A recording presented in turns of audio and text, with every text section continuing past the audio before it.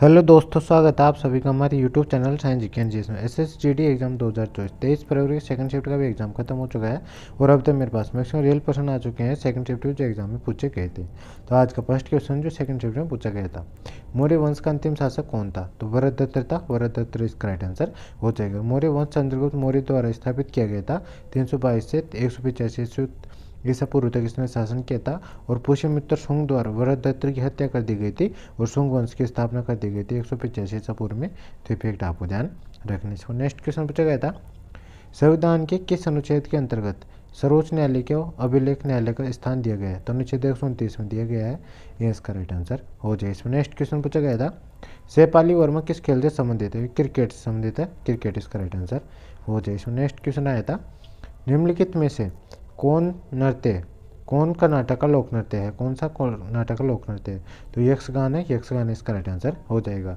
और नृत्यों की बात करें तो डोलू कुनीता नृत्य, नाग मंडला नृत्य, जुडू हेली नृत्य, वीरगासी नृत्य और बेलाटा नृत्य, ये भी कर्नाटक के लोक नृत्य है। तो ये भी आपको ध्यान रखने। इसमें नेक्स्ट क्वेश्चन है, निम्नलिखित में से कौन तबला वाद्य यंत्र से संबंधित है? तो उस्ताद अल्लाह रखा खान है। तो ये इसका राइट आंसर हो जाएगा। 1977 में पद्मश्री और 1982 में संगीत नाटक आदि पुरस्कार से इनको सम्मानित किया गया था। और ये प्रसिद्ध तबला वादक शिवनारायण, और प्रसिद्ध तबला वादकों की बात करें तो शिवनारायण जोशी और परमानंद जोशी, चंद्रनाथ शास्त्री, अल्लाह रखा खां, शौकत हुसैन का, जाकिर हुसैन और विजय गटे, ये सभी प्रसिद्ध तबला वादक है। तो ये भी आपको ध्यान रखने। इसमें नेक्स्ट क्वेश्चन है, निम्नलिखित में से कौन सी विशेषता यूएसएसआर यानी संघ सोवियत रूस से ली गई है? तो सोवियत संघ की बात करें तो यहाँ से क्या क्या लिया गया? मौलिक कर्तव्य लिए गए हैं, आदर्श वाक्य लिखे, पंचवर्षीय योजना और पंचायत राज, ये सभी चीज़ें सोवियत संघ से ली गई है। तो इनमें से जो भी ऑप्शन दे रखा होगा वह इसका राइट आंसर हो जाता है। इसमें नेक्स्ट क्वेश्चन पूछा गया था, द्वितीय आंग्ल बर्मा युद्ध कब हुआ था? तो द्वितीय आंग्ल बर्मा युद्ध की बात करें तो 1852 में होता। तो 1852 इसका राइट आंसर हो जाएगा। तीसरा आंग्ल बर्मा युद्ध की बात करें 1885 में होता। और प्रथम आंग्ल बर्मा युद्ध 1824 से 1826 ईस्वी में हुआ था। तो ये भी आपको ध्यान रखना। इसमें नेक्स्ट क्वेश्चन पूछा गया था, नवंबर 2022 को भारत के 50वें मुख्य न्यायाधीश के रूप में किसने शपथ ली है? तो जस्टिन डी.वाई. चंद्रचूड़ ने ली है। ये इसका राइट आंसर हो जाएगा। भारत के मुख्य न्यायाधीश सीजेआई की नियुक्ति भारत के राष्ट्रपति द्वारा संविधान के अनुच्छेद 124 के खंड 2 के तहत की जाती है। तो ये फैक्ट आपको ध्यान रखने। इसमें नेक्स्ट क्वेश्चन पूछा गया था, केंद्रीय बजट 2023-24 में सप्तऋषि के अंतर्गत कुल कितनी प्राथमिकताओं को शामिल किया गया है?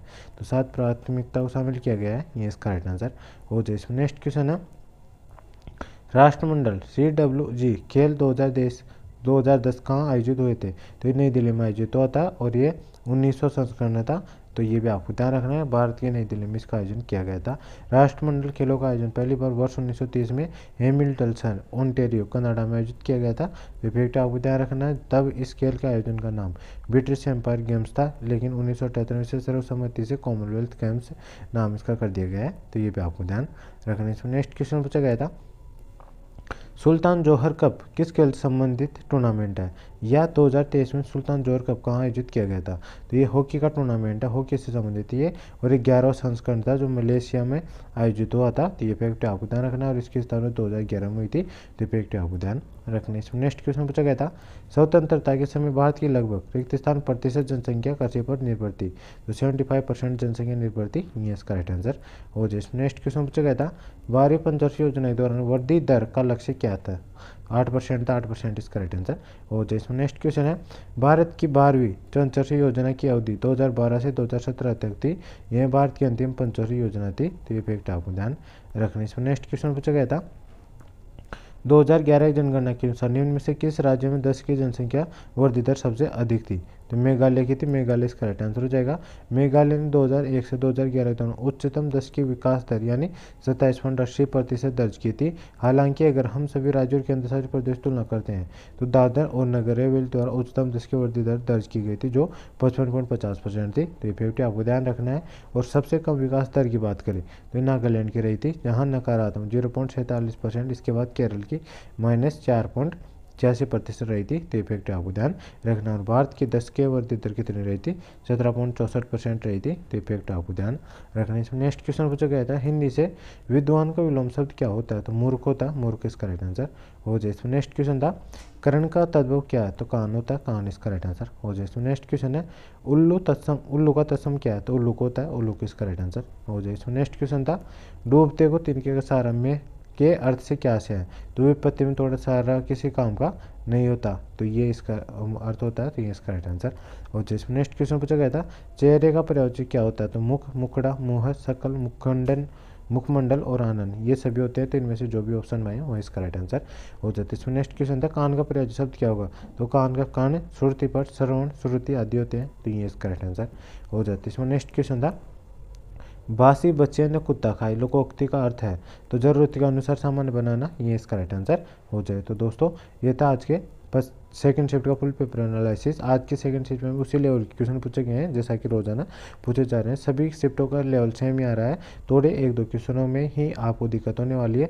बाकी जीके का तो आपको पता ही है कि 10 से 12% आपको कर ले लायक दिए जा रहे हैं। बाकी परसेंट तो आपको जो अच्छे से पढ़ के गया होगा उसी से अटैम्प्ट हो रहे हैं। और मैक्सिमम क्वेश्चन जो अच्छे से पढ़ के गया था जीके, उससे भी 15+ क्वेश्चन अटैम्प्ट नहीं हो रहे। 15 के समथिंग क्वेश्चन अटैम्प्ट करके आ रहे हैं मैक्सिमम स्टूडेंट जीके में। बाकी जो भी ज़्यादा क्वेश्चन बता रहे हैं वो तो सभी तुक्के लगा के आ रहे हैं। मतलब मैक्सिमम 15 क्वेश्चन अटैम्प्ट हो पा रहे हैं सभी स्टूडेंट्स, जो भी सबसे बेस्ट स्टूडेंट है उन सभी से भी। और जीके हिंदी की बात करें, हिंदी में तो सभी से लगभग 20 के आसपास क्वेश्चन अटैम्प्ट कर रहे हैं। और रीजनिंग और मैथ ईजी आ रही है बिल्कुल। आप अच्छे से इनको मतलब 15 से 18 के बीच अच्छे से इनके बीच अटैम्प्ट कर सकते हो। तो ठीक है दोस्तों, ये था आज का वीडियो। आई होप ये वीडियो पसंद आया होगा। वीडियो पसंद आए वीडियो को लाइक कर देना। चैनल पर नहीं हो तो चैनल सब्सक्राइब कर बेल आइकन ऑन कर लेना, ताकि मैं जैसे इसका नेक्स्ट पार्ट कल मतलब नेक्स्ट शिफ्ट का एनालिसिस लेके आऊँगा तो उसका नोटिफिकेशन आप तक पहुँच जाएगा और आप सबसे पहले स्टूडियो को देख सकेंगे। तो मिलते हैं नेक्स्ट वीडियो में, तब तक जय हिंद जय भारत। हेलो दोस्तों, स्वागत है आप सभी का हमारे YouTube channel science GK and जिसमें SSGD एग्जाम 2023 फरवरी के फर्स्ट शिफ्ट का भी एग्जाम खत्म हो चुका है। और अब तक मेरे पास मैक्सिमम रियल क्वेश्चन आ चुके हैं जीके एंड हिंदी के, जो एग्जाम में पूछे गए थे। तो शुरू करते हैं आज का वीडियो और देख लेते हैं आज के फर्स्ट शिफ्ट में किस प्रकार क्वेश्चन पूछे गए हैं और क्या लेवल रहा आज के एग्जाम का। तो आज का फर्स्ट क्वेश्चन जो फर्स्ट शिफ्ट में पूछा गया था, तो फर्स्ट क्वेश्चन जीके का है, मांडो उत्सव किस राज्य में मनाया जाता है? तो मध्य प्रदेश में मनाया जाता है। मध्य प्रदेश इसका राइट आंसर हो जाएगा। नेक्स्ट क्वेश्चन पूछा गया था, मीराबाई चानू किस खेल से संबंधित है? तो भारोत्तोलन संबंधित है। तो ये इसका राइट आंसर हो जाएगा। और साई खोम, मीराबाई चानू एक भारतीय भारोत्तोलक है। उन्होंने विश्व चैंपियनशिप और राष्ट्रमंडल खेलों में कई पदक जीते हैं। और उन्होंने टोक्यो ओलंपिक में भारत का पहला पदक जीता था, जिसमें कुल 202 किग्रा भारोत्तोलन के साथ 49 किग्रा भारोत्तोलन में रजत पदक इन्होंने जीता था। और वह इम्फाल यानी मणिपुर के इम्फाल की रहने वाली है। तो ये फैक्ट आपको ध्यान रखने। इसमें नेक्स्ट क्वेश्चन पूछा गया था आज का, कौन सी गैस का तापमान कम होने पर वह तरल में बदल जाती है? तो हीलियम बदल जाती है। हीलियम इसका राइट आंसर हो जाए। इसमें नेक्स्ट क्वेश्चन पूछा गया था, क्रिप्स मिशन भारत में किस वर्ष आया था? तो 1942 में आया था। ये इसका राइट आंसर हो जाए। इसमें नेक्स्ट क्वेश्चन पूछा गया था, भारतीय संविधान का अनुच्छेद 43 किससे संबंधित है? तो श्रमिकों के लिए निर्वाह मजदूरी संबंधित है। तो ये इसका राइट आंसर हो जाएगा। और आज के फर्स्ट शिफ्ट में 4 क्वेश्चन पूछे गए हैं अनुच्छेदों से। तो आपको 1 से लेकर 80 तक अनुच्छेद है, उनको अच्छे से पढ़ के जाना है। यहाँ मैं कौन सा अनुच्छेद किससे संबंधित है, कैसे में मतलब क्या देर का, ये सभी आपको अच्छे से पढ़ के जाना है। यदि आपको कब कोई भी शिफ्ट में एग्जाम हो अनुच्छेदों से, ये नहीं इन अनुच्छेदों से मैक्सिमम क्वेश्चन पूछे जाते हैं। तो मैं आपको कुछ अनुच्छेद यहाँ पे बता देता हूँ एक्स्ट्रा फैक्ट के रूप में। तो अनुच्छेद 37 की बात करें तो DPSP का आवेदन राज्य के नीति निर्देशक तत्व से संबंधित है। अनुच्छेद 40 एक ग्राम पंचायत का संगठन से संबंधित है। अनुच्छेद 41 की बात करें तो काम करने का या शिक्षा के लिए और कुछ मामलों में सार्वजनिक सहायता के लिए अधिकार संबंधित है। अनुच्छेद 43 कर्मकारों के लिए निर्वाह मजदूरी से संबंधित है। अनुच्छेद 45 बच्चों के लिए निःशुल्क और अनिवार्य शिक्षा का प्रावधान से संबंधित है। अनुच्छेद 36 की बात करें भाग 4 है और इसमें जो राज्य के नीति निर्देशक तत्व के लिए है। और प्रावधान का भाग 4 अनुच्छेद 36 से क्या होता है, यह नीति निर्देशक तत्व से संबंधित है। तो ये सभी फैक्ट आपको ध्यान रखने। इसमें नेक्स्ट क्वेश्चन पूछा गया था, भारत में वित्तीय वर्ष कब से शुरू होता है? तो 1 अप्रैल से 31 मार्च तक ये रहता है। तो 1 अप्रैल शुरू होता है, 1 अप्रैल इसका राइट आंसर हो जाएगा। और भारत में वित्तीय वर्ष 1 अप्रैल शुरू होकर 31 मार्च को समाप्त होता है। तो ये इसका राइट आंसर हो जाए। इसमें नेक्स्ट क्वेश्चन पूछा गया था, धार्मिक स्वतंत्रता संविधान के किस अनुच्छेद तक है? तो धार्मिक स्वतंत्रता का अधिकार है वो अनुच्छेद 25 से अनुच्छेद 28 तक दे रखा है। तो ये इसका राइट आंसर हो जाएगा। भारत संविधान का अनुच्छेद 25 अपने नागरिकों को धर्म की स्वतंत्रता अधिकार प्रदान करता है। यह अंतःकरण की स्वतंत्रता और धर्म को अबाध रूप से मानने, आचरण करने और प्रसार करने की स्वतंत्रता प्रदान करता है। तो ये फैक्ट आपको ध्यान रखने। इसमें नेक्स्ट क्वेश्चन पूछा गया था, घरेलू उद्योगों को विदेशी प्रतिस्पर्धा से सुरक्षा प्रदान करती है। तो क्या सुरक्षा प्रदान करती है? तो आयात प्रतिस्थापन की नीति सुरक्षा प्रदान करती है। तो ये इसका राइट आंसर हो जाएगा। आयात प्रतिस्थापन की नीति घरेलू उद्योगों को विदेशी प्रतिस्पर्धा सुरक्षा प्रदान करती है। तो ये इसका राइट आंसर हो जाए। इसमें नेक्स्ट क्वेश्चन पूछा गया था, कौन सा अनुच्छेद राष्ट्रपति चुनाव के बारे में बताता है? अनुच्छेद 54 बताता है। ये इसका राइट आंसर हो जाए। इसमें नेक्स्ट क्वेश्चन है, अश्विनी वैष्णव ने किस वर्ष जन औषधि एक्सप्रेस को हरी झंडी दिखाई थी? तो 3 मार्च 2023 को दिखाई थी। ये इसका राइट आंसर हो जाएगा। केंद्रीय स्वास्थ्य और परिवार कल्याण मंत्री डॉक्टर मनसुख मंडाविया और रेल मंत्री अश्विनी वैष्णव ने 3 मार्च को नई दिल्ली में जन औषधि ट्रेन छत्तीसगढ़ संपर्क क्रांति एक्सप्रेस को हरी झंडी दिखाकर रवाना किया था। तो ये इसका राइट आंसर हो जाए। इसमें नेक्स्ट क्वेश्चन पूछा गया था, रिंकी केज ने निम्नलिखित में से किस एल्बम के लिए अपना 2023 में अपना तीसरा ग्रैमी पुरस्कार जीता है? तो डिवाइन टाइड्स के लिए जीता है। तो ये इसका राइट आंसर हो जाएगा। इसमें नेक्स्ट क्वेश्चन है, 2011 जनगणना के अनुसार भारत में महिलाओं का प्रतिशत कितना था? तो 48% महिलाएं थी। तो ये इसका राइट आंसर हो जाएगा। और 52% पुरुष थे। तो ये भी आपको ध्यान रखना है। जिसमें टोटल अपनी जनसंख्या कितनी थी? 101.21 बिलियन थी। तो ये आपको ध्यान रखना है। और पुरुषों की जनसंख्या कितनी थी? 623.72 मिलियन थी। और महिलाओं की जनसंख्या 586.46 मिलियन थी। तो ये फैक्ट आपको ध्यान रखना है। और जनगणना गृह मंत्रालय के अंतर्गत आती है। तो ये फैक्ट आपको ध्यान रखना है। इसमें नेक्स्ट क्वेश्चन पूछा गया था, निम्नलिखित में से मोहिनीअट्टम और कथकली नृत्य किस राज्य से संबंधित है? केरल से संबंधित है। केरल इसका राइट आंसर हो जाएगा। केरल के नृत्य कथकली, मोहिनीअट्टम, ओट्टल, तुल्लम, चौवीटनाटकम, कई कट्टिकलाई और कुलियाट्टम और तेयम, ये सभी मतलब केरल के लोक नृत्य हैं। तो ये आपको ध्यान रखना है। इसमें नेक्स्ट क्वेश्चन है, डंडा जात्रा महोत्सव त्योहार किस राज्य से संबंधित है? तो उड़ीसा से संबंधित। उड़ीसा इसका राइट आंसर हो जाएगा। अगस्त 2023 में नीरज चोपड़ा ने कौन सा पदक जीता था? तो गोल्ड मेडल जीता था। गोल्ड मेडल इसके स्वर्ण पदक इसका राइट आंसर हो जाएगा। नीरज चोपड़ा ने हंगरी के बुडापेस्ट में हुए वर्ल्ड एथलेटिक्स चैंपियनशिप 2023 में गोल्ड मेडल अपने नाम किया था। और तब उन्होंने अपने दूसरे ही थ्रो में 88.17 मीटर दूर भाला फेंककर गोल्ड जीता था। और तब पाकिस्तान के मतलब टोक्यो ओलंपिक हुआ था, उसमें 88.17 मीटर दूर भाला फेंककर गोल्ड मेडल जीता था। तब पाकिस्तान के सरद नसीम दूसरे नंबर पर रहे थे इसमें। तो ये भी आपको ध्यान रखना है। इसमें नेक्स्ट क्वेश्चन पूछा गया था, भारतीय संविधान का अनुच्छेद 32 किससे संबंधित है? तो अनुच्छेद 32 संवैधानिक उपचारों के अधिकार से संबंधित है, जिसे डॉक्टर भीमराव अम्बेडकर ने भारतीय संविधान की हृदय या आत्मा उसको बताया। तो ये फैक्ट आपको ध्यान रखना है। इसमें नेक्स्ट क्वेश्चन पूछा गया था, कुडनकुलन परमाणु ऊर्जा संयंत्र किस राज्य में स्थित है? तो तमिलनाडु में स्थित। तमिलनाडु इसका राइट आंसर हो जाएगा। यह भारत का सबसे बड़ा परमाणु ऊर्जा संयंत्र है। और यह तमिलनाडु के तिरुनेलवेली जिले में स्थित है। और इसका निर्माण रूसी राज्य कंपनी और परमाणु ऊर्जा निगम of India limited Atomstroyexport के सहयोग से किया गया था। और इसकी क्षमता 6000 मेगावाट विद्युत उत्पन्न करने की है। तो ये फैक्ट आपको ध्यान रखने। इसमें नेक्स्ट क्वेश्चन पूछा गया था, ऋग्वेद की रचना लगभग कितने वर्ष पूर्व हुई थी? तो 3500 वर्ष पूर्व हुई थी। 3500 वर्ष पूर्व इसका राइट आंसर हो जाएगा। पुरातत्वविदों को ऋग्वेद में अतीत के बारे में पता चलता है।